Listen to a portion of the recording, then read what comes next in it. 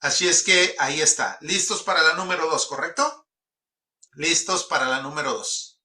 Muy bien. Ya la primera ya la vimos, ya les dije. De hecho, la primera compañía pertenece al sector de servicios de comunicación.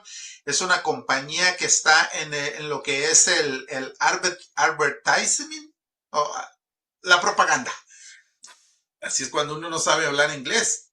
Pero ¿saben qué? No se necesita hablar inglés para hacer inversiones y ganar dinero. Eso yo se los he dicho con anterioridad, ¿ok?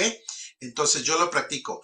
No tengo que hablar perfectamente, no tengo que saber otro idioma, simplemente entender cómo funcionan las finanzas y aquí lo estamos haciendo para eso. Número 2 es Intuit. Esta compañía es de tecnología y está en el software. Esta compañía que es muy conocida por el TurboTax. TurboTax es la misma compañía de Intuit.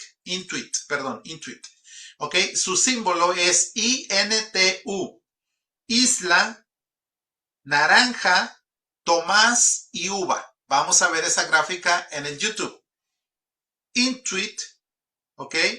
INTU. A ver, quiero ver que la escriban aquí con letras mayúsculas.